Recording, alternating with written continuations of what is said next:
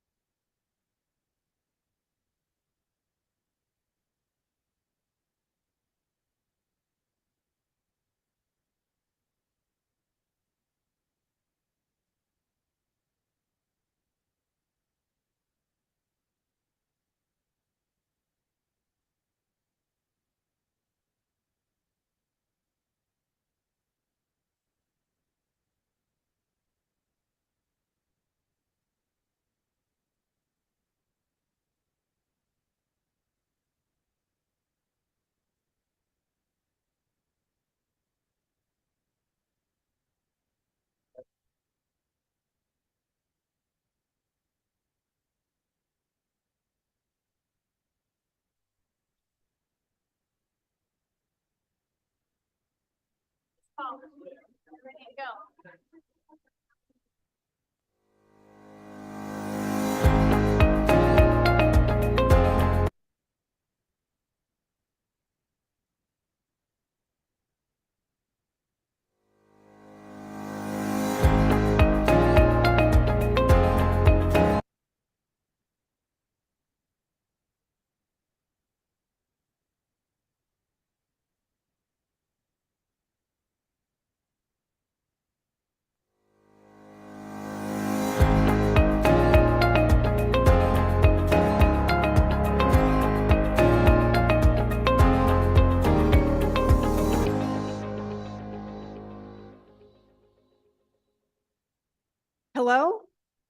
And welcome to our celebration honoring 2024 spring graduates, as well as our newest inductee to the College of Engineering Alumni Hall of Fame.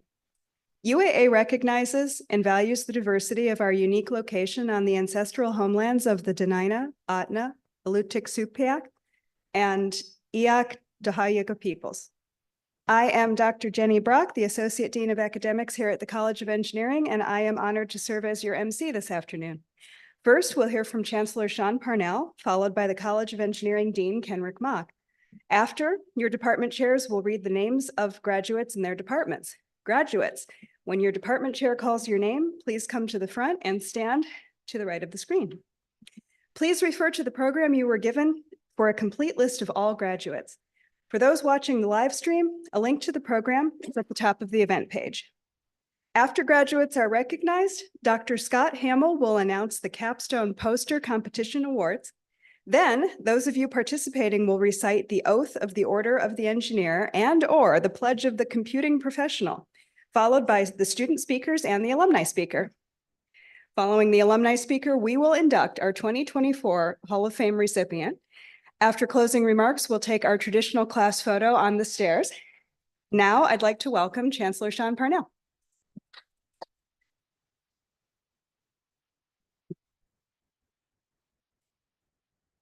Thank you, Dr. Brock. It is so great to be here. This is my favorite time of the academic year. How about you? I saw some raised hands over there. Yes, that's great. Well, congratulations, graduates. And also, it is so wonderful to see this crowd back at the College of Engineering. This college has such a strong community base of support, and you as graduates have such a strong base of support and a lot to be thankful for. I get to speak about one thing today and just a minute or two of it. And it really has to do with your compass going forward. Each of you has that personal compass that you follow, but there's also this thing called your oath or your pledge today, depending on your program. And I want to speak about those responsibilities because when you get that degree at commencement, you'll hear that your degree comes with all the rights, privileges, and responsibilities that go with it. The words you will state, words with meaning and consequence, reach far beyond what we say here this afternoon. An oath is a solemn pledge, a deep, continuing commitment and a responsibility to be true to what you promise.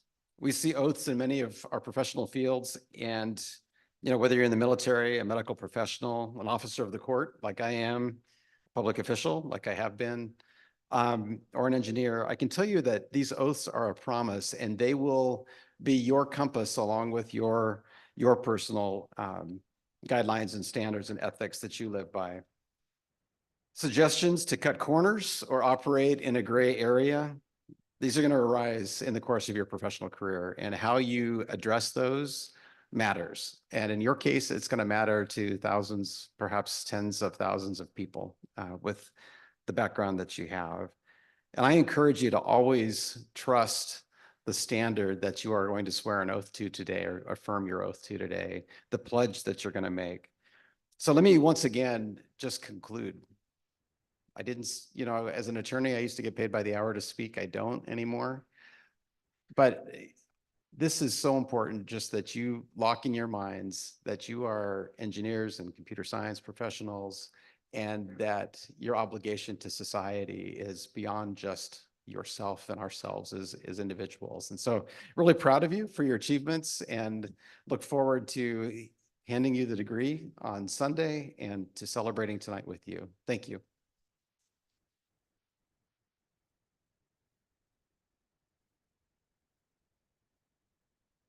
Thank you, Chancellor Parnell. Now it's my pleasure to introduce the College of Engineering Dean, Dr. Kenrick Mock.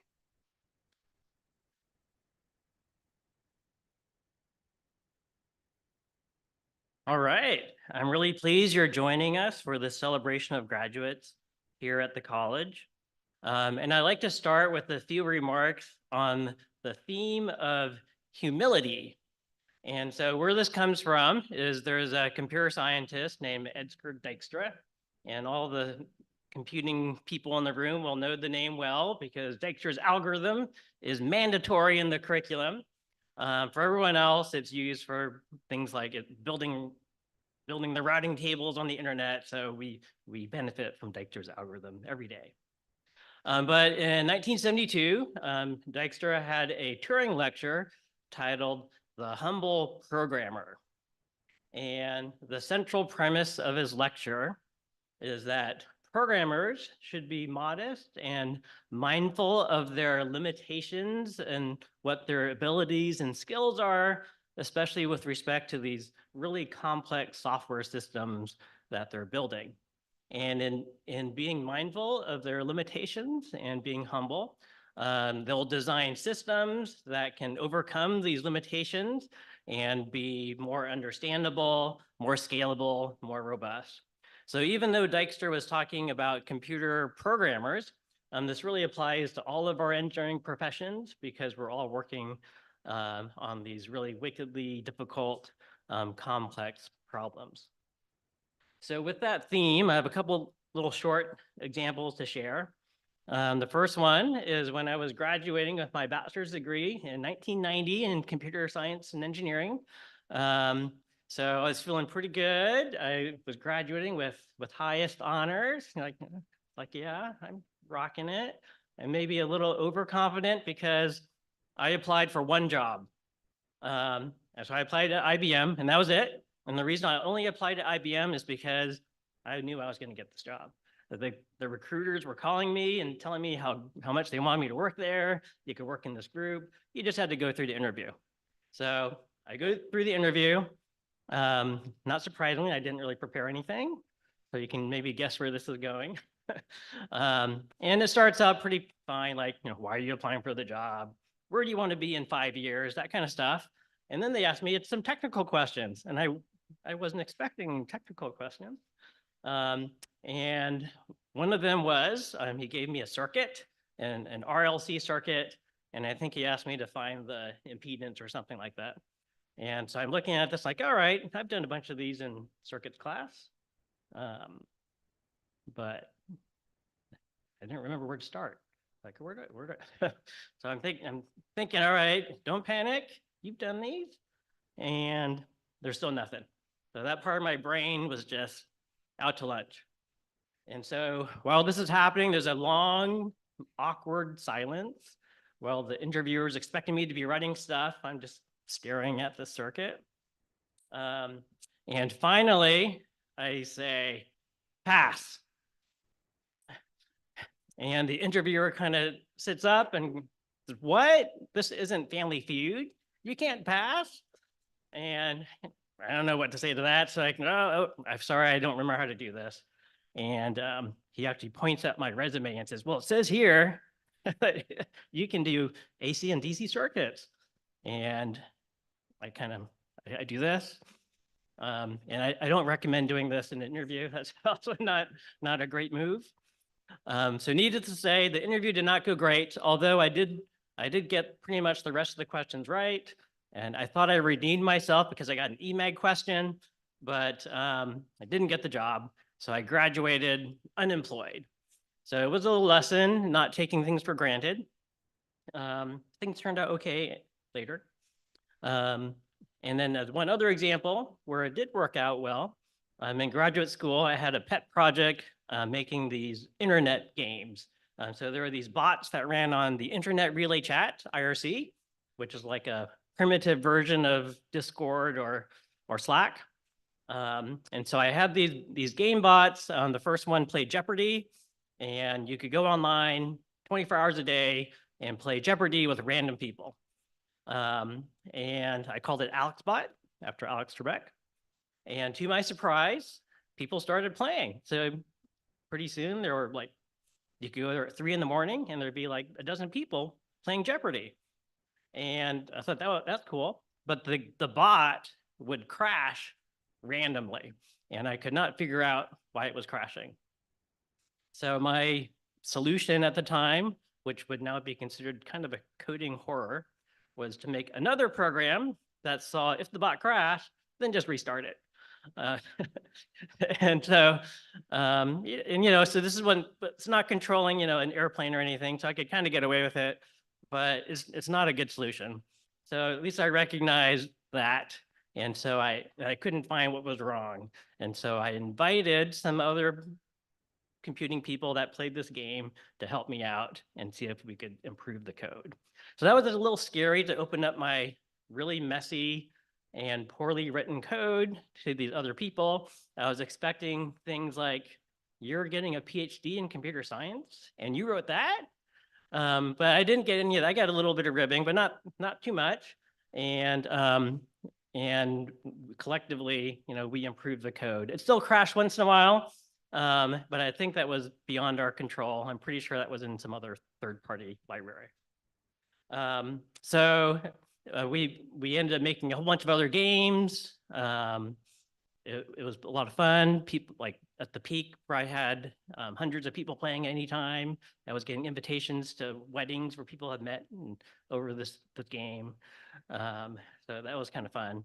And the highlight was I got a write-up in the Wall Street Journal. So that was my 15 minutes of fame, and was compared to Mark Goodson. So Mark Goodson's the guy who made all these TV game shows.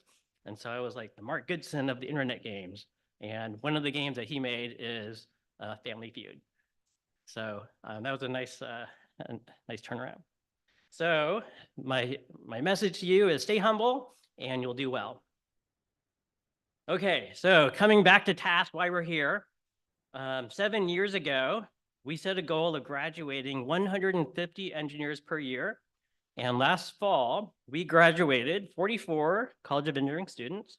And this spring, 74 students will graduate. So not quite 150, but in the ballpark. The demand for all of you, computer scientists, engineers, geomatics, and project management professionals is still critically needed, especially right here in Alaska. So soon you'll join the ranks of our esteemed UAA College of Engineering alumni, like our Hall of Fame inductee, an accomplished group of professionals who are applying their talents here in the state of Alaska and around the world. Like our accomplished alumni, I challenge you to also engage and inspire others to consider that you have the knowledge and skills to affect real change in the world, and that you have the responsibility to uphold the standards of your chosen profession. As a token of our appreciation of your hard work and to mark the occasion, new graduates joining us here today will receive a small gift of a College of Engineering alumni keychain. And if you haven't already, please be sure to pick it up at the table. I'm really pleased to share this moment with you and congratulate you all on your achievements.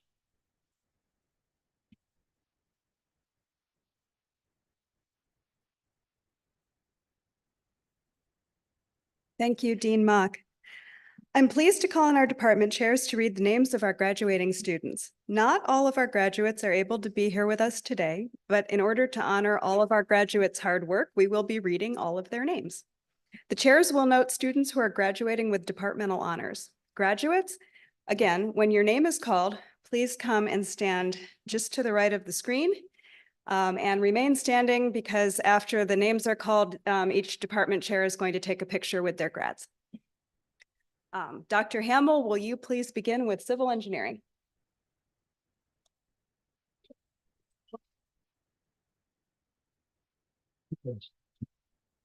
All right, so I'm very excited to welcome all of our send off all of our civil engineers into the world. As many of you probably heard me say, by my reckoning, there's about 5 jobs per graduate available to them, so they have their choice. When I call your name, please come to the stage, as Jenny said. Bailey Chivario, Colby Fletcher, Jillian Holland with honors, Gunny Jang, Tyler Johnson, Bora Lena with honors, Deanne Melgar with honors, Catherine Sagikook with honors, August Schumacher. And I should mention that Gus did not graduate with honors, but he actually got all the hard things and none of the easy ones because he was too busy winning ski races. So And Brandon Shahan. And then also our Masters of Science students. We have 3 this year, and interestingly enough, they represent all 3 ways that you can get a master's degree in civil engineering, which is a project, a thesis, and an exam. So Annika Guzin, who did a thesis, Aaron Murph, who took the exam and passed. And he had a concentration in structures. And Nicholas Schwantes, who did a project and also had a concentration in structures. So congratulations to all of our graduates.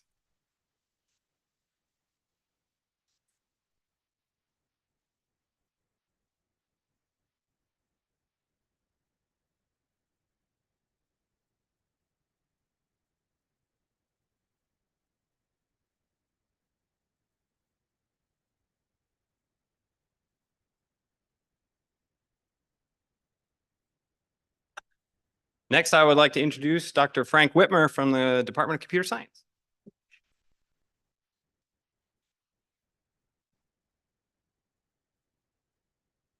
Great, thanks so much, Scott. Okay, we've got another great batch of computer science graduates going off into the world here. And so I'm happy to read off their names here. And as I do, please come up to the stage.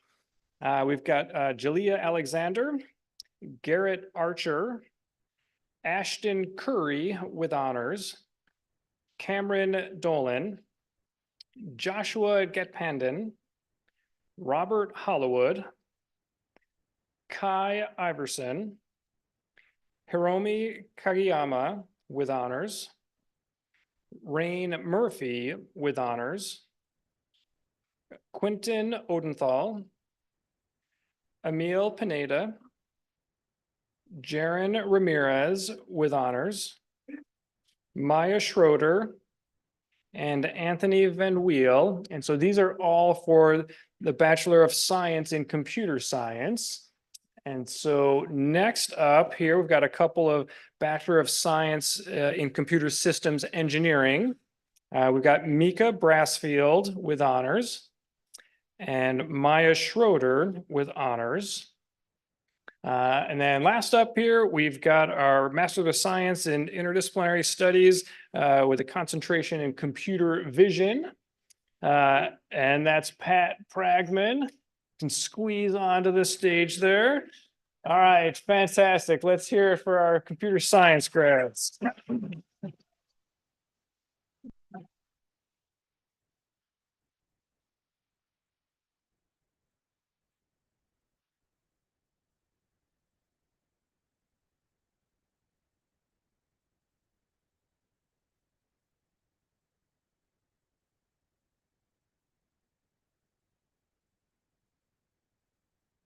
Okay, and next up, I'll turn it over to Dr. Jens Monk from Electrical Engineering.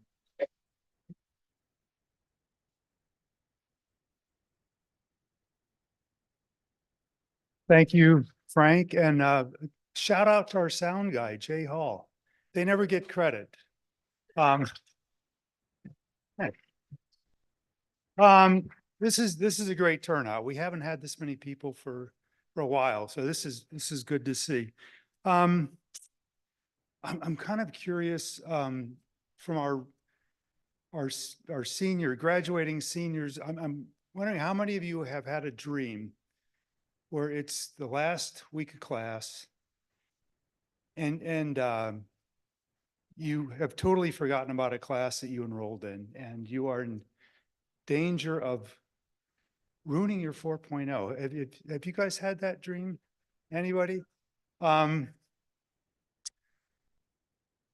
Or for some of you, maybe it wasn't a dream, right? I mean, so I'm asking this because I actually had this dream the other day, and the point is that dream doesn't go away when you graduate. I'm just letting you know right now.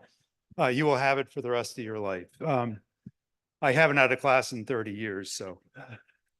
So I would like to invite our graduates up when I call your names. So this is for our undergraduates in electrical engineering.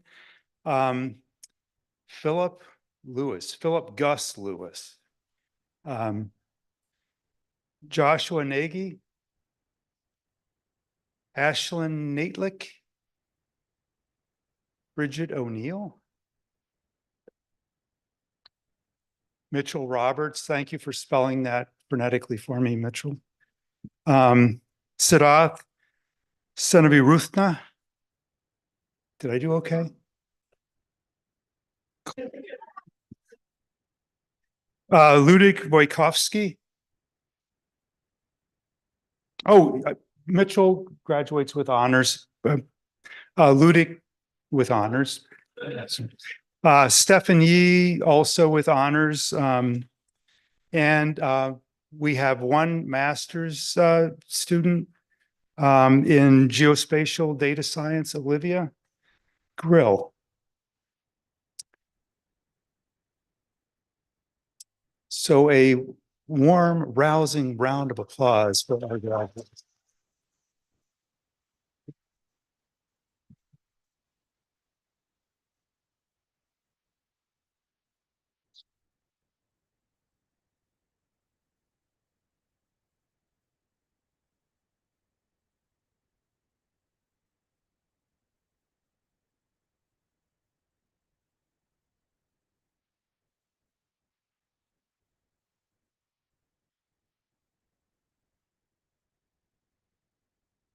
Okay, now I'll turn it over to Dr. Kaisha Wang from Geomatics. Kaisha?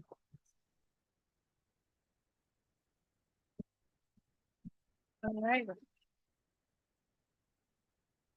Good afternoon, everyone. Congratulations to all. So I'd like to invite all the students from Geomatics program. Please come to the stage. I believe I saw one. Yes, coming to the stage while I'm gonna recognize all the graduates for this year.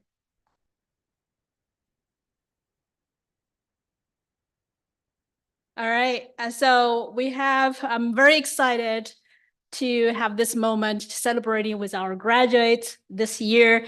And we have the graduate from Associate of Applied Science, Tony White. Next, gonna be the graduate from the Bachelor of the Science, Dan Kuhn, with honors.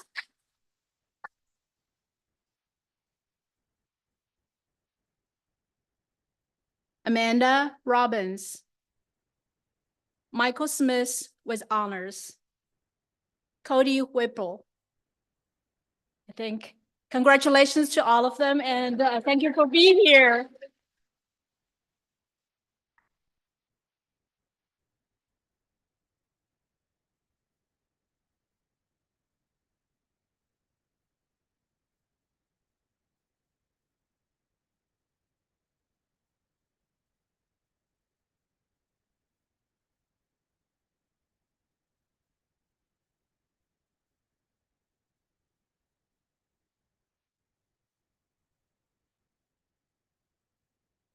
All right, I'll turn it over to Dr. Raghu Sonavashen for mechanical engineering. All right, thank you, Keisha. It's the mechanical engineering turn. This is one of the largest graduating class with 18 students, and almost half of them have honors. So I'm really proud of our students. So I'm going to invite all the students from the mechanical engineering program to the stage. As I call your name, please come onto the stage here. Kyle Bartlett, Jacob Borolowski with honors,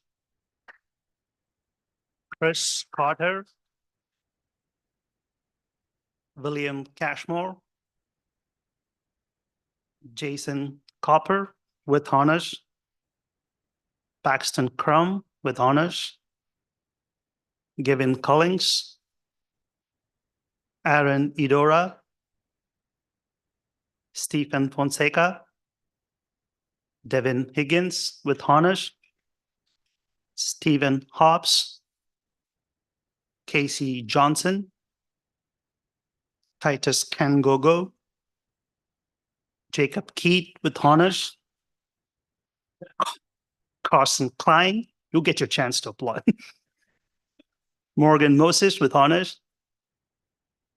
Max Osborne. OCA Salem with honors. And now we got one MSME student, Augustine Hamner. So let's take a moment to congratulate our students.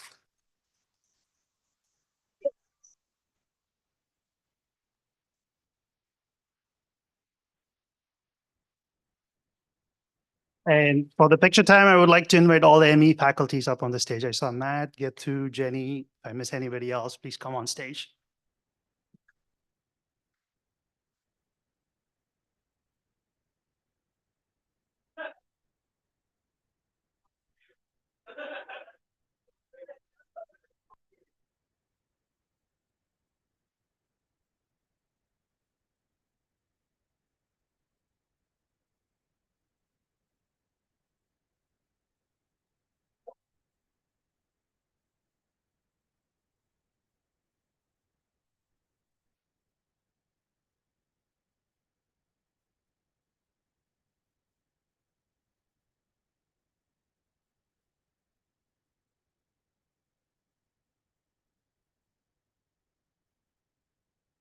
Right, with that, I'd like to turn it over to Professor Luan Picard for project management.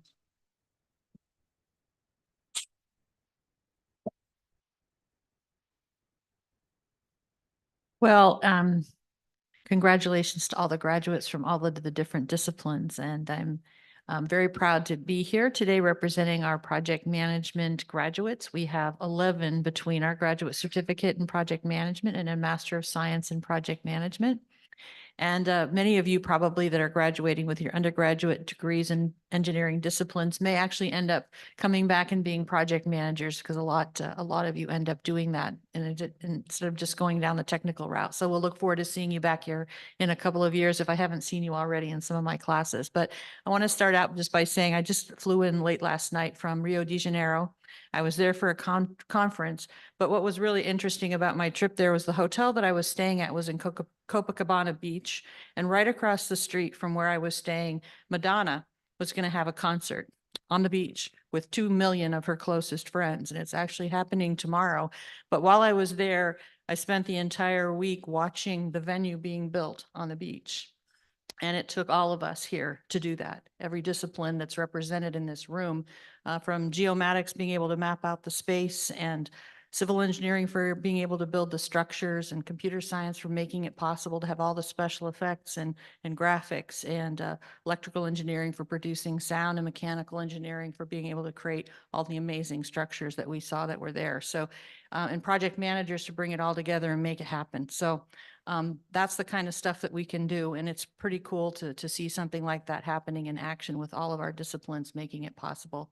So with that, I want to recognize our graduates. We have 2 in the graduate certificate in project management, Sai Samantha Anuma Reddy and Sheila Mann. I'm not sure any of our graduates are here today, but they're going to be at the hooding ceremony tomorrow. Our Master of Science in Project Management, we have Lucas Bardosowicz. We have Alexander Biter. We have Batsurin Gambat. We have Blake Jones, Ivan Brett Keene, who was also an electrical engineering graduate here in UAA, Nathan Seidel, Mita Snyder, and Kyle Vanass. So thank you very much for recognizing our project management graduates.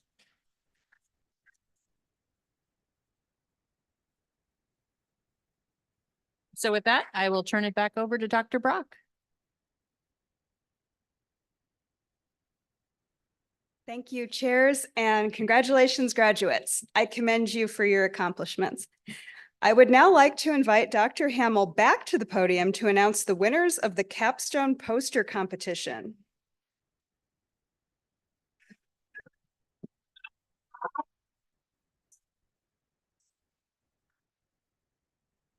I'm back.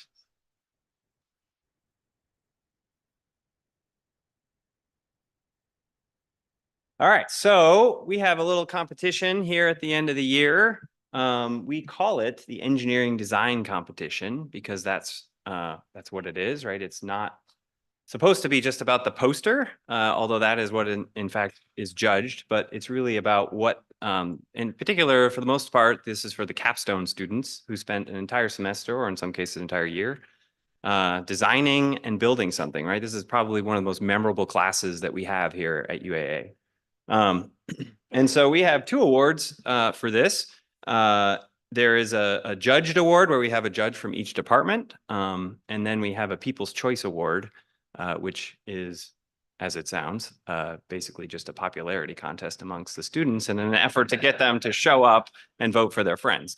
We actually this year, and so there's awards. I'm not going to call everybody up. You can see me afterwards. But the first place awards is these excellent College of Engineering emblem keychains that are cut out of aluminum. Second place, you get a Lego. And these are squishy, so that's pretty cool. And you get your choice of green or gold. And then third place is the much coveted UAA College of Engineering Lexane keychain. So, all right. So without further ado, in third place for the overall award is Ashton Curry and Rain Murphy from the Department of Computer Science. We can do the next slide. There it is. For their poster, it was entitled, or their project entitled Interactive Campus Experience UAA HoloLens 2 Guided Tour. This was really fun to watch, actually, because people were putting on the lenses and walking around the building, touching things that weren't there. So that was fun. And I should, hold on, let me make sure I got this right. Nope. Okay. In second place for the overall award,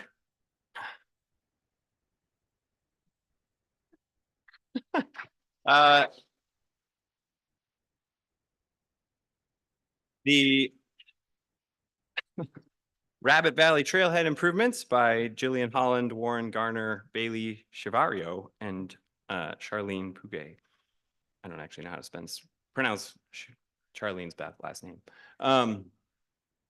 And I should note here, because I'm not going to read their names again, that they also won the third place award for the People's Choice. So congratulations. No, you don't get 2 prizes. All right. And without further ado, the first place overall award for the engineering design competition is the double disc anemometer development and testing.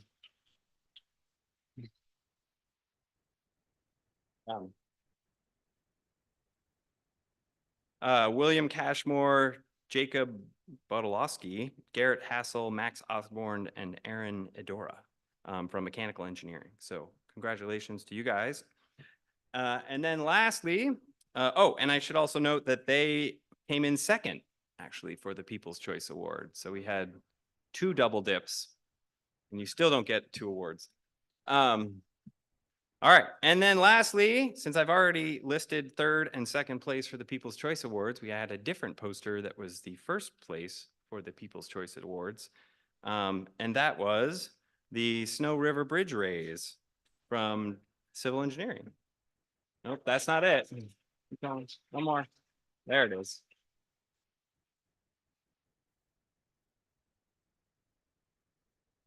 And that was by Deanne Melgar, Colby Fletcher, Gus Schumacher, and Nika. I don't know how to say your last name, Nika. Macarega.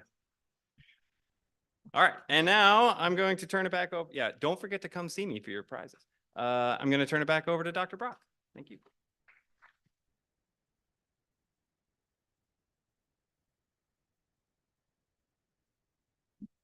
Well done, and congratulations to the award winners. Now it's my pleasure to introduce Dr. Getu Hailu, Associate Professor of Mechanical Engineering, who will conduct the Order of the Engineer oath.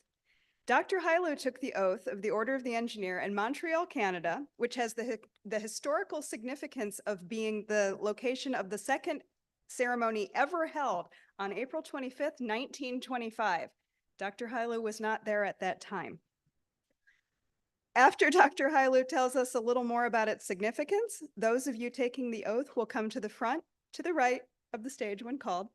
We will also invite anyone else who is a graduate engineer and who is eligible and wants to take the oath to join us. Both the oath and the pledge are on the back of the program and will be displayed on the screen here. They are also on the event page for those watching the live stream.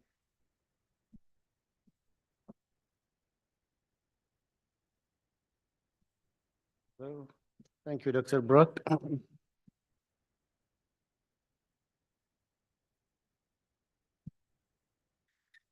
So this is the ceremony. Ceremony presents an opportunity for us to take a pledge and to recall that the professional purpose of engineering involves the pursuit of a learned art in the spirit of public service.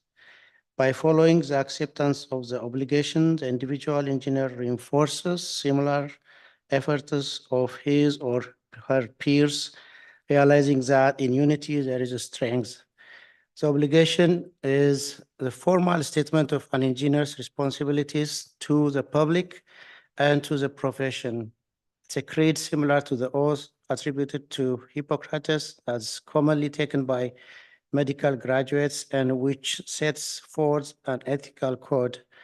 The order is symbolized by the acceptance of an obligation and the wearing of a stainless steel ring on the little finger of the working hand. We will now have all those who are taking the oath come to the front. Yeah, come on.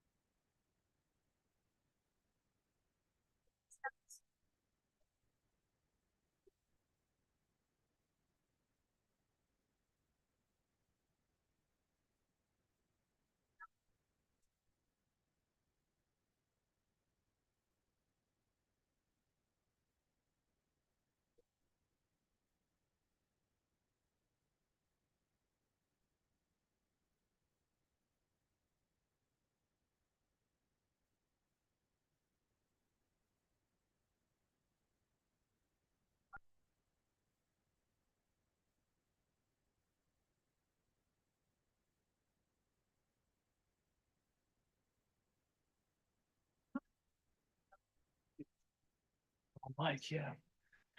Okay. Raise your right hand and recite after me. I am an engineer. I am an engineer. In my profession, I take deep pride. Profession, I take deep pride. To it, I owe solemn obligations.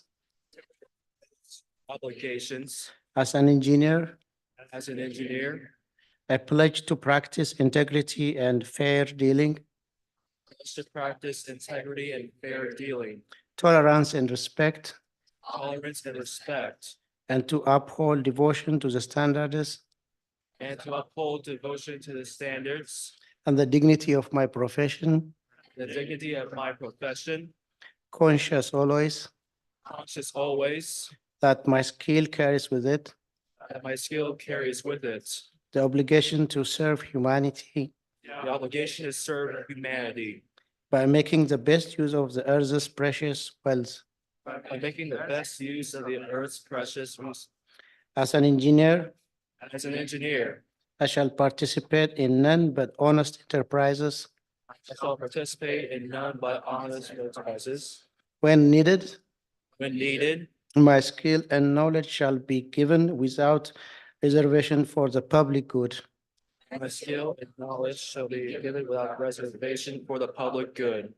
In the performance of duty and in fidelity to my profession, In the performance of duty and in fidelity to my profession, I shall give my utmost. I shall give my utmost. Congratulations. I welcome each of you to the Order of the Engineer. Please be sure.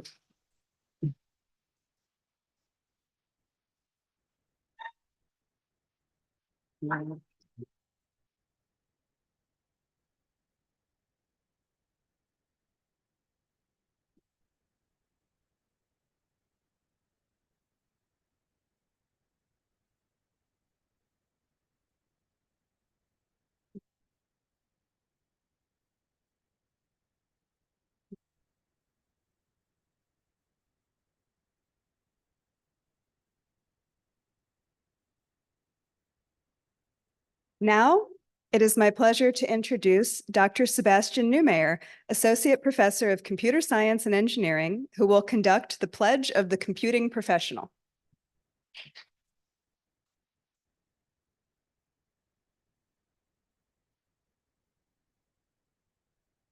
The UAA College of Engineering chapter of the Pledge of the Computing Professional was established in 2019 as the first node in Alaska embodied with the right and privilege to conduct this rite of passage ceremony. Before we ask the initiates to obligate themselves to the Pledge of the Computing Professional, we pause to consider the history of and the motivation for this organization. In 2017, inspired by the example of the Order of the Engineer, individuals at Northern Ohio University and University of South Florida created similar organizations for graduates of their respective computing programs. After interest in such organizations grew at other institutions, the Pledge of the Computing Professional was developed by an international team of 17 computing professionals. This organization held its first induction ceremonies in May 2011. Through this public rite of passage ceremony, we foster a professional pride, moral obligation, and ethical responsibility in all graduates of computing disciplines. The initiates who are present here today will soon take this pledge. After this ceremony, there will be no organizational meetings to attend, nor any dues to be paid. However, members of this organization are expected to keep their pledge and uphold their honor to their chosen profession. The certificate is a lapel pin with the word honor encoded in ASCII that each initiates will receive as visible reminders of this pledge throughout their professional careers. Now, in the presence of your fellow computing professionals, I invite those of you choosing to take the pledge today to please come to the front.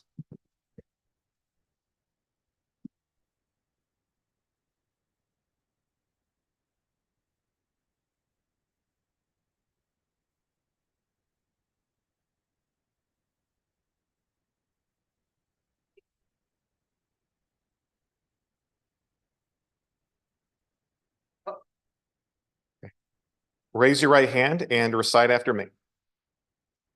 I'm a computing professional. I'm a computing professional. My work as a computing professional affects people's lives, My work as a computing professional affects people's lives, both now and into the future. both now and into the future.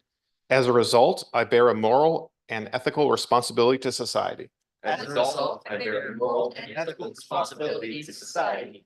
As a computing professional, As a computing professional, I pledge to practice my profession I pledge to practice my profession with the highest level of integrity and competence. with the highest level of integrity and competence. I shall always use my skills for the public good. I shall always use my skills for the public good. I shall be honest about my limitations, I shall be honest about my limitations, continuously seeking to improve my skills through lifelong learning. continuously seeking to improve my skills through lifelong learning. I shall engage only in honorable and upstanding endeavors. I shall engage only in honorable and upstanding endeavors. By my actions, I pledge to honor my chosen profession. By my actions, I pledge to honor my chosen profession. Congratulations. Please make sure to pick up your pin at the back table.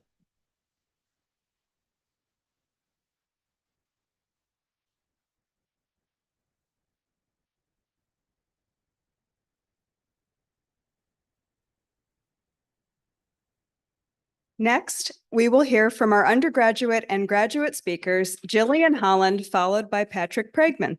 But before they each come to the podium, Dr. Hamill and Dr. Whitmer will say a few words of introduction. Dr. Hamill, if you'll please start.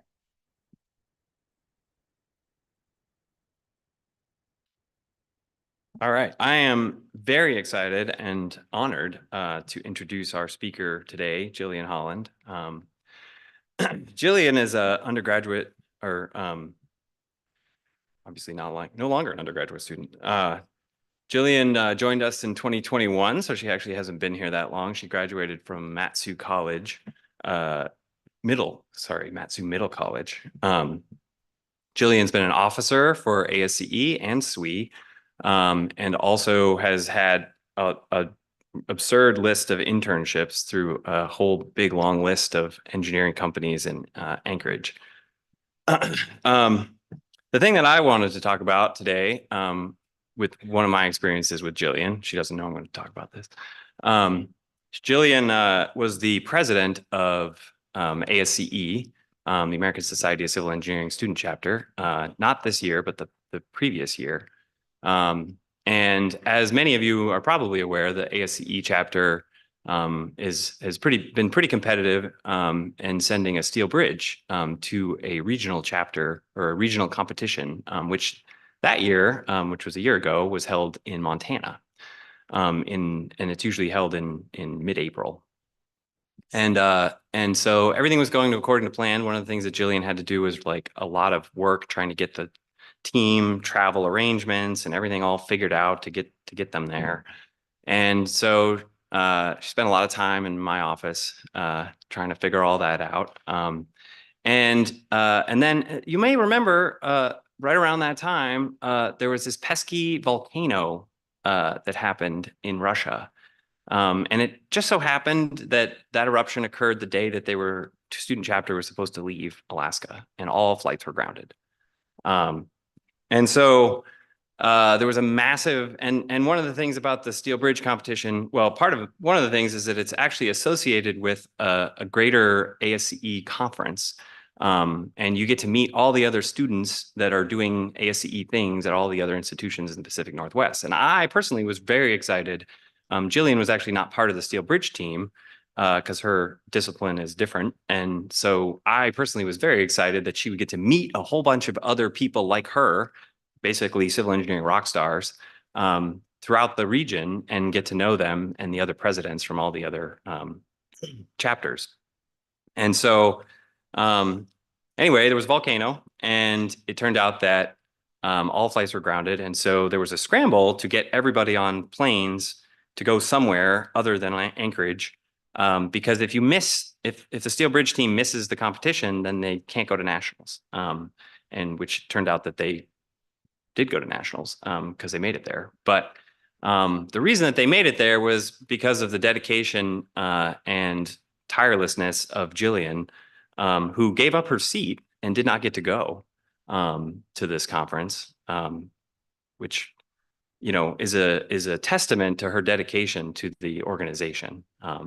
And we in the civil engineering community are lucky to be gaining a new engineer of Jillian's caliber and level. So with that, I welcome Jillian to the stage.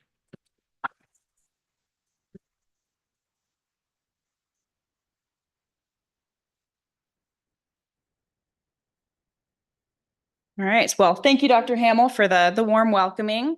And I'd like to start off by thanking the College of Engineering faculty for selecting me to be the undergrad student speaker today. I was definitely excited to have this opportunity to reminisce over my time here with so many fellow graduates and share some words of inspiration and tips as we move forward into the next chapter of our lives. And I do understand that next chapter looks different for everyone, right? Whether you're continuing on with your education, taking a break to travel and find yourself, or if you're like me, eager and excited to jump right into the workforce and get going. So when I was asked to write the speech, I started thinking about all that we've endured over the course of the 4 years that I've been here. So back 4 years ago, when we were freshmen, we were first entering college, nervous for those physics classes, right? And as if learning about forces, moments, and circuits wasn't enough, how about we throw a global pandemic into the mix, right? So it may seem like a lifetime ago now, but that pandemic happened, a mere 4 years ago and was our reality. And when this happened, it was definitely a challenging transition, going from in-person classes, being around our colleagues and peers, to an online Zoom platform. But we did it because we are adaptable and we are resilient. So if you guys were anything like freshman me, I was a nervous bundle of energy. And when that got put behind a computer screen, things definitely got interesting. So it wasn't ideal for me, nor many of my other peers that are graduating here. We just didn't have that time to form those key connections before entering that online world. So if you were like me, you did struggle with some of that, worrying that you were the only one not instantly getting everything.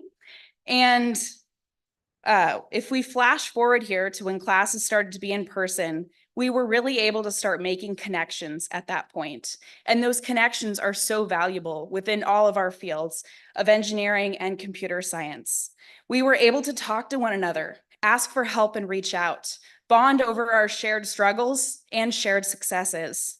So tonight, I want you guys to look around at those connections that you formed over your college career and realize that those connections were not just carried through college, but will be carried through your entire career as well. You'll undoubtedly continue to see these people around you, whether as colleagues, at conferences, or networking events. So I encourage everyone to keep those connections you formed, as they are so valuable.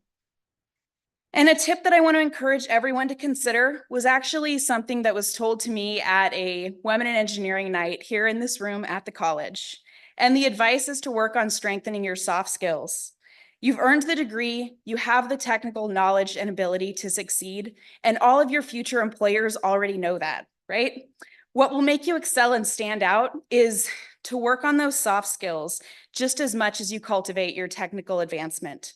This is something that you will have to cultivate, right? We're engineers, and our safe space is definitely behind a spreadsheet, crunching numbers and working on calculations. So I challenge every one of you to step out of your comfort zone, work on your organizational skills, communication skills, and public speaking. There's room for all of us to improve, as you can see with me, but these will benefit you immensely and allow you to communicate and share all your engineering findings. The last few things I'll say before I hand the mic over to Pat is to find a mentor. Mentors are so critical in our degrees. They'll help guide you through any of those hard, challenging times that you face as you enter into your degree. In addition to that, it's a really hard skill to learn, but take criticism kindly, politely, and positively. When people are giving you feedback, it's because they really do care about your success. And lastly, I want to remind everyone to take with them that lesson that we all learned freshman year. You are resilient and you can persevere. So you all now have the degree and the knowledge to succeed, and it's up to you to do the rest.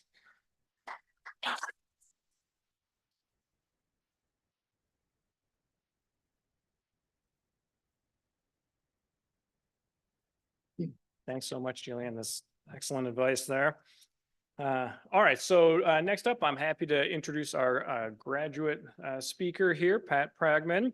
Pat came to me about 2 years ago or so and said, hey, I want to earn a bachelor's degree in computer science. I said, great, you've come to the right place. And so, I said, and I started looking at his resume and I was like, hey, wait a second, you've already got 2 degrees and one in aviation and mathematics. And I said, what are you gonna do with a third degree here? I said, I got a better deal for you. I said, if you're willing to work your tail off, I can help you get a master's degree. And so anybody that knows Pat, he's not one to turn down a challenge. And so he stepped right up and went for it.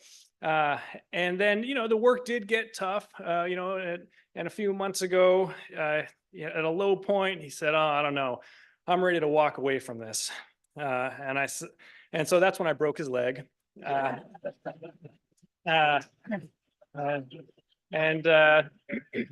So it turned out hobbling away from it was a lot harder. And so he finished. So here we go. Pat, take it away.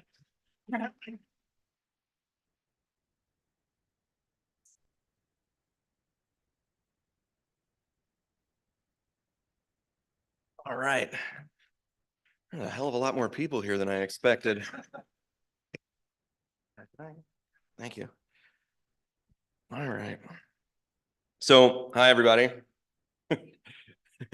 So for those of you graduating, hey, we made it. Congratulations. I think we should take a moment and just consider how big of an achievement that actually is. And yeah, school's really hard. I've had a lot of jobs. None of them have been really as challenging as graduate school. While in a real job, you can usually leave your work at work. In grad school, you basically live your project the entire time. The deadlines, the projects, especially in engineering field, or for folks like me doing interdisciplinary stuff, they're really exhausting. The work is intellectually rigorous. It requires sacrifice, not bad sacrifice, but yeah, you got to sacrifice a little bit. And I even loved the research I did, but there were days when I was just like totally not mentally or emotionally able to continue on. I feel like before I go on, I want to just take a minute to acknowledge the efforts of the graduating class, the efforts of the professors to support us, our friends and family, and all the people who helped us along the way. We should make no mistake whatsoever. While a lot of us have more support than others, ultimately none of us could have done this alone. There are a lot of people to thank. So rather than go through and thank the like 48 people that I actually need to thank and that I owe personally for my success, I think we should just give our support network a big round of applause right now.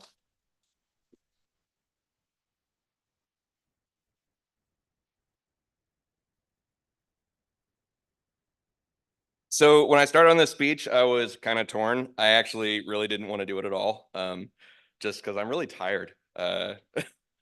But the hell with it. What is one more project, right? Why not? So among all of the other work I've done, the other thing is I was worried that nobody would really care. My experience isn't entirely unique, and at times it's kind of a bummer.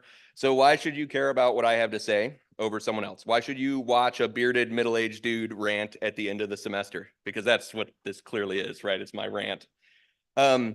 Well, things have been rough for the last little bit. You saw Frank broke my leg. And you know, I figured my story could maybe be somewhat motivational to you guys as you go off to the rest of the world and go kick ass. So for those of you who don't know my story, I have multiple sclerosis, and it totally messed up my vision and ruined my previous career as a pilot. I underwent a big second treatment for this in January this year, and it pretty much wiped me out at the beginning of the semester. I attended actually Frank's class, my first class this semester, over Zoom because I was getting an infusion of medication and I just couldn't come to class. This year and last year, I started the semester being somewhat unsure if I'd be able to finish any of this at all. I figured I'd either be dead or too tired to go on or do well in class at all, so I'd be forced to quit and give up. And indeed, you know, until Frank broke my leg, I really wanted to give up. The doctors assured me, though, that the probability of major issues was really not that bad. And while it was unlikely that the treatment would kill me outright, you know, there was a lot of horrible side effects they listed off, and maybe it wouldn't kill me, but maybe I'd wish I was dead afterwards. It was hard to believe that this was happening to me. And in my mind, I started both this year and the previous year with the feeling that I was a condemned man. I was just kind of waiting. So if all that wasn't enough, I slipped and fell on the ice, this is the real story, in March and tore a tendon in my leg and had to defend my thesis about 10 days later, or 10 days after the surgery to fix it. So the last couple months have just kind of sucked. But then there's the academic stuff. I haven't even gotten into that. I am not a very formal person, as is clearly abundantly clear right now.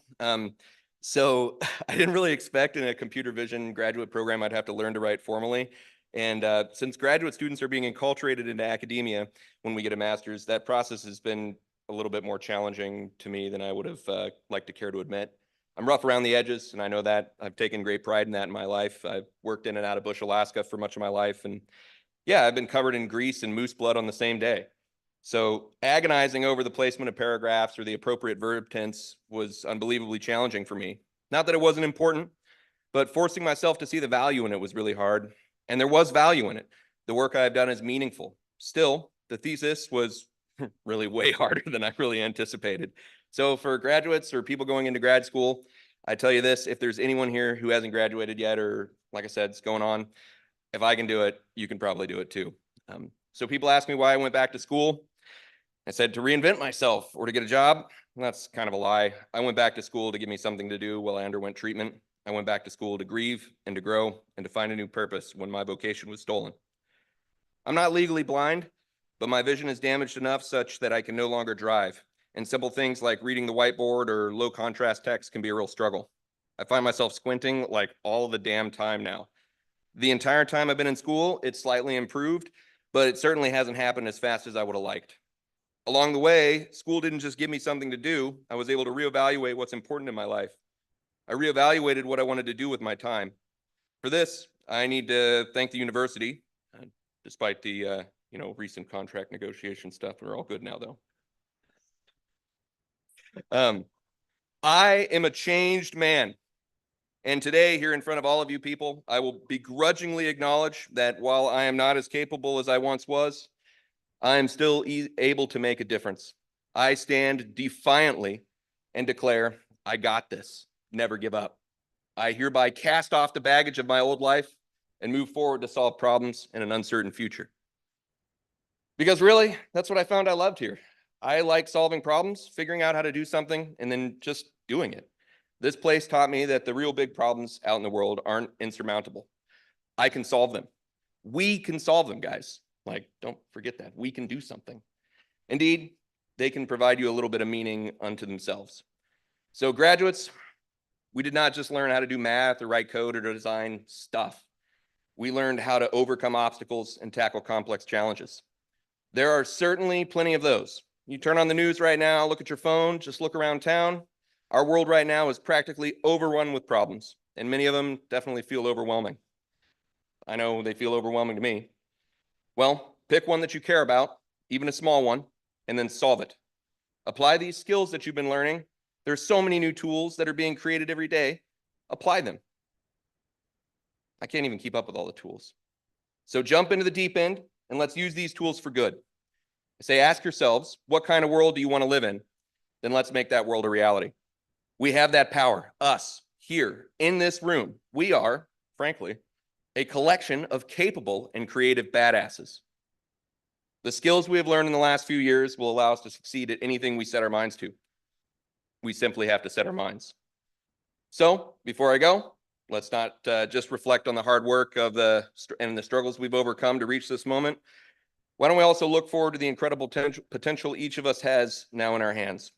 We've not only survived school, we've thrived under pressure and emerged stronger. We are ready to tackle the world's problems. Today is not a chapter closing in our lives. This is an exciting beginning of whatever comes next.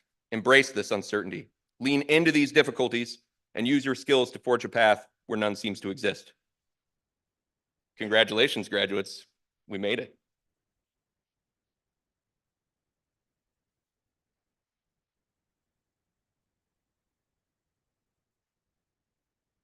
Now, let's stop dreaming about change and start engineering it.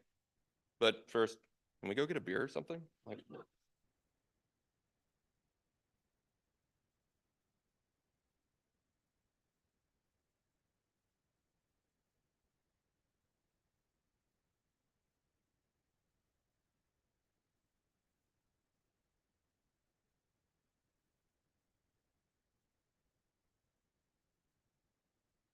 Thank you, Patrick and Jillian.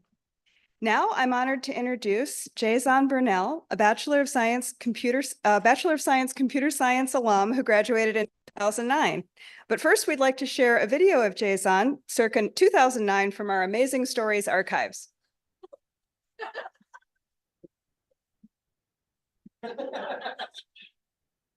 Surprise.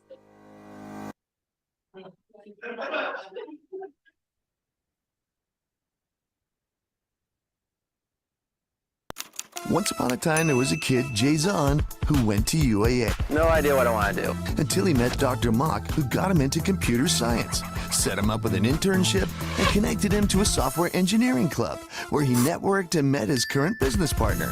And to date, they've designed and sold games and apps all over the world, which has had some amazing consequences. Not that I did it all for the money. The University of Alaska Anchorage, amazing stories being written every day.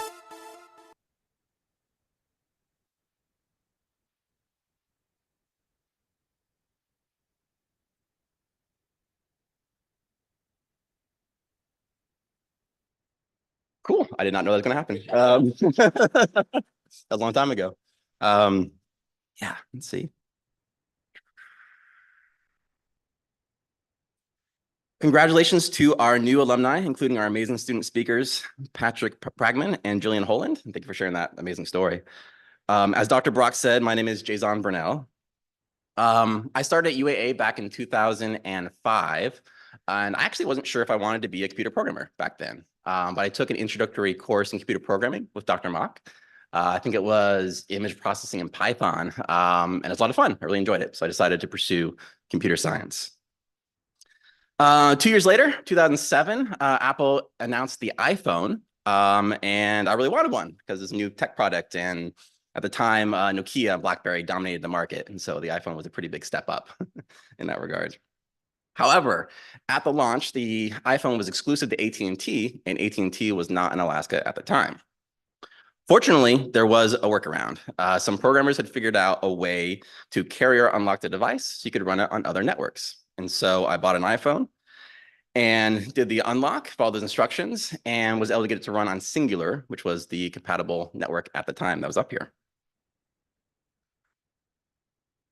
Unlocking the iPhone also allowed installing third-party apps.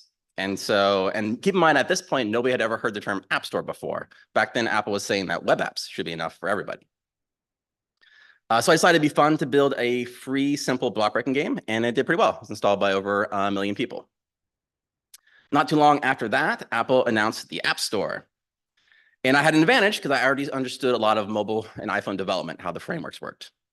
So I worked on several titles to get them ready for the App Store launch, back when there's only 500 apps total, and found some success with the block breaking game and some of the other apps. And that led into opportunities to work with lots of other companies on mobile apps and to work on a lot of other platforms.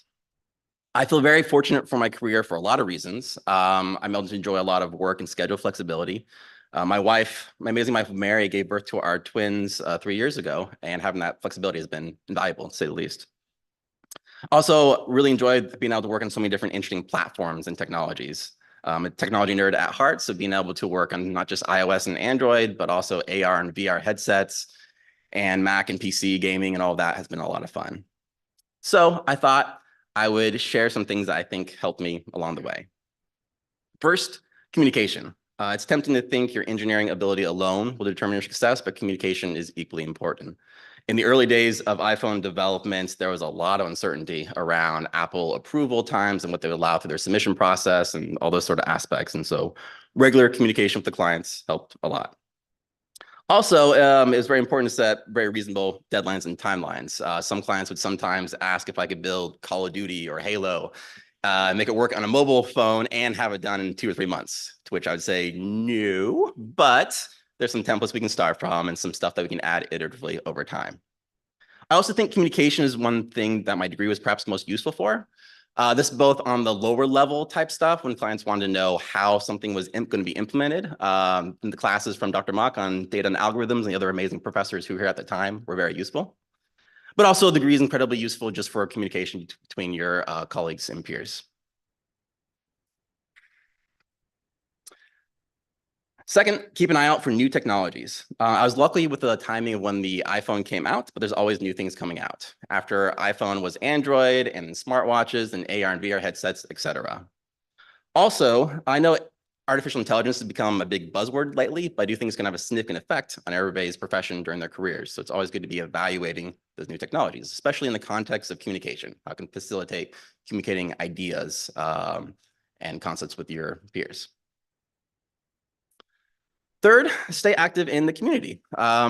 Keep an eye out for new meetups and events. All the companies I'm currently working with are because of events that were held in Anchorage. I'm working with the Alaska Native Tribal Health Consortium on an augmented reality app on HoloLens because of an epidemiologist I met at a Code for Anchorage event. I'm working with Be to Stream because of a friend I met at the Alaska Developer Alliance. In fact, going all the way back to the beginning of my career, back in 2007, I met another Apple developer, Aaron Morse. Prior to that, I was actually making apps for just $800 because the company saw my block breaking game as like, would you build these for that? And I was like, sure. I was just really excited to be actually building games and making money off of it. Aaron pointed out I probably could charge a little bit more than that, and I had some ideas of where to find some clients. And so from there, we were able to work with several companies and build some successful iPhone games. Lastly, if you stay active in the community, you may get asked to participate in events, be on panels, and give talks and help organize. And I'd recommend trying to say yes when you are able. Back in 2014, I got asked to be on a panel at UAA called Serious Fun. It was an education and gaming conference that they put on. On that panel was David Board, and we're talking afterward, and he wanted to help implementing achievements through the STEAM platform. So That went really well. And shortly after that, Microsoft asked him if he wanted to bring the game to Xbox. This was really exciting because I had always, started with the mobile games, but being able to work on an actual gaming console was super exciting, especially working with the Xbox dev kit. So that went well. And later on, we built some neat education apps for ETS, a big education company, and then worked together with the Alaska Native Tribal Health Consortium on the HoloLens app, which explored the negative effects of opioid use, all which was a lot of fun. At the time of this panel, he lived in Palmer, and not too long after moved to Seattle. So it's kind of crazy to think our paths may never have crossed had I not been on that panel. So on behalf of the College of Engineering alumni, we congratulate you and welcome you to the alumni community. You are now part of an amazing group of professionals, UA graduates in engineering, computing, geomatics, and project management that are shaping our community and neighborhoods in positive ways. I encourage you to take your new role as a member of the alumni seriously. By collaborating with other alumni to continue to grow both personally and professionally, by providing important connections to our students, and by staying involved in the College of Engineering, and by taking part and promoting STEM through outreach opportunities. Please keep in contact with us and stay involved. We are honored to welcome you to our ranks and to celebrate your accomplishments today. We are so very proud of you all. Congratulations again.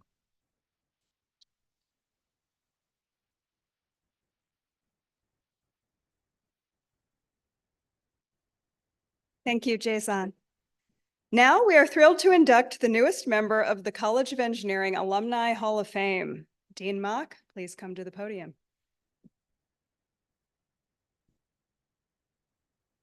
All right, thank you, Jason, Jillian, and Patrick. We're really proud how you represent the College of Engineering. Your stories illustrate what we've called the arc of the engineering professional, from undergraduate student to graduate student to alumni and working professional, and now continuing the arc to the inductee of the Alumni Hall of Fame. So I'm pleased to honor UAA's College of Engineering outstanding alumnus who has made a significant difference as a graduate of the College of Engineering in our state with the induction to our Alumni Hall of Fame. And here is the criteria. Induction into the UAA College of Engineering Alumni Hall of Fame honors the outstanding accomplishments and contributions of our graduates. Inductees bring honor to the college by distinguishing themselves through their pursuit of excellence in engineering, project management, computer science, or geomatics, in their leadership and professional achievements, and their history and connection to the college. Our illustrious past recipients include Sam Quito, Mike Fierro, Ann Brooks, Linda Barber-Wiltsey, Melissa Branch, Nicole Knox, Chris Terlides, and Dr. Michelle Yachmaneff. Those of you who are here with us today, please stand. You might be hit. Oh, Nicole Knox is here too. Now I'd like to introduce this year's Chair of the Alumnus Hall of Fame Selection Committee, Melissa Branch, to introduce the 2024 inductee. I'm gonna put on reading glasses. Thank you, Dr. Mock. So today it's my honor to introduce you to Steve Buchanan. And part of it is that I'm so excited to have a new alumni in the Hall of Fame. But part of it too is as a civil engineer that land surveyors are my heroes. So I'm really excited about that. Steve Buchanan received his bachelor's in surveying and mapping from UAA in 1998. He is co-owner of SurvBase Inc., an Alaska geomatic solutions provider. Steve's exemplary professionalism and leadership in the industry have brought him here today. And, you know, when they talk about humility, this is like the last place he really wants to be is in front of all of you. He is an active member of the geomatics community. He has served as the Anchorage chapter and state president of the Alaska Society of Professional Land Surveyors. He has also served as a delegate to the Western Federation of Professional Surveyors and is regularly involved in the Alaska Surveying and Mapping Conference. Since his graduation, he has mentored numerous students and I lost my place, I apologize, and significantly advanced UAA geomatics education through his work and volunteer efforts. He's taught geomatics classes at UAA and has provided internships and employment to UAA students and graduates. His guidance has been a catalyst for growth, empowering emerging talents in our community. Steve has been on the Geomatic Advisory Board member. He's been on the board since 1998 and is currently serving as chair. In that role, he helps secure the future of geomatics here at UAA. 2019 delivered a perfect storm. 2 geomatics professors resigned. The university was under a hiring freeze because of budgetary issues. But without faculty, the program couldn't offer the necessary core classes for geomatics students to have a program. The only way forward was to raise philanthropic funds. Steve stepped up in a big way. He called, emailed, visited the offices of friends, peers, and colleagues to help raise $150,000 in just a few weeks' time to help the college fill 2 open positions, one a full-time professor and one an adjunct professor. His efforts helped ensure that we will still have a Department of Geomatics at UAA. Thank you for helping grow Alaska Surveyors, Steve. On behalf of the current Hall of Famers, the College of Engineering, and our outstanding community, congratulations and welcome. So I'm going to invite the Dean Mock and UAA Chancellor Sean Parnell to join me up front because they get to present you with the awards. You get to come up too.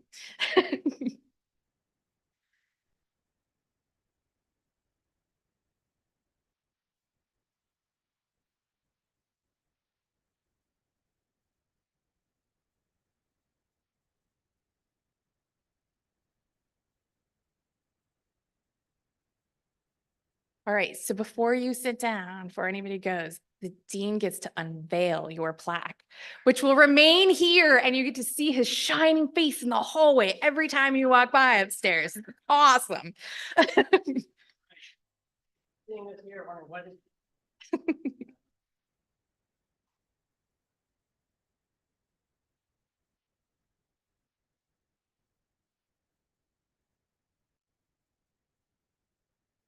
All right, so before you 2 sit down, Kaisha, I get to invite you up, and we're going to squeeze in for pictures really quick, and then Steve gets to say a few words.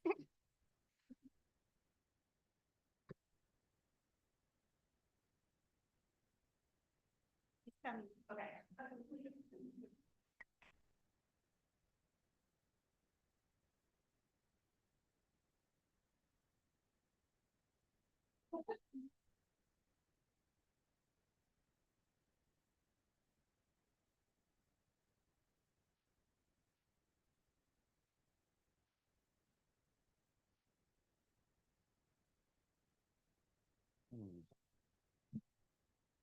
Okay. Thank you very much. In the immortal words of Dean Mock, pass.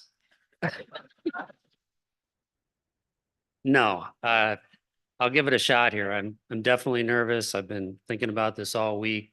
I started with a 6-minute speech and I've been whittling it down. I was told I'd have a minute or 2. I'm at about 2.5 minutes if I don't flub it. So here we go. Thank you so much, Melissa and the entire Alumni Hall of Fame Committee. My deepest gratitude to Dr. Kaisha Wong, Mr. John Roeder for the nomination and support. Thank you to Dean Mock for your leadership and Chancellor Parnell for honoring us with your attendance at this ceremony. Good afternoon, everyone else, and congratulations to those graduating. I am thrilled to be here as the Alumni Hall of Fame inductee. I'm obviously still not quite believing that I was selected, but I'm very appreciative, and I also want to recognize the high bar set by my forebears and peers. I was a non-traditional student, but I didn't start out that way. I went to university right after high school, an Alaska kid, straight off to the University of Colorado Boulder, and was completely not prepared. I had no idea how to successfully navigate university life. Since I didn't really know what I wanted to do, my father helped get me a job surveying with the Bureau of Land Management. I stuck with it, surveying in Colorado and Arizona, working with great surveyors who mentored me and expanded my surveying knowledge. Then I really started to believe that I could go back to school and do this professionally. So I began checking schools and eventually decided to not only come back to school, but to return to Alaska and attend the University of Alaska Anchorage. Once enrolled in the surveying and mapping program, which is what we called it before geomatics, I applied myself and experienced everything I could academically and through volunteering. I am very grateful to my UAA professors and workplace mentors, and I have always wanted to give the same support and guidance back to my employees, my coworkers, and of course, my students when I was teaching here at the university. For those graduating this spring, your undergrad days are over, but your careers are just starting. So I challenge you to act on those professional activities that are important to you. Get involved if you aren't. Go to society meetings, and when you're ready, volunteer to serve as an officer. And don't forget your alma mater. We have advisory boards and other opportunities to continue supporting UAA engineering. We must be able to represent and advocate for ourselves, our profession, our communities and state, and we can't do that unless we've got the people and voices behind it. I truly believe Alaska's best days are ahead, and there will be many challenging engineering and surveying projects for us to work on together. Again, I want to congratulate all of you on your big day. Best of luck, and thank you very much for this honor.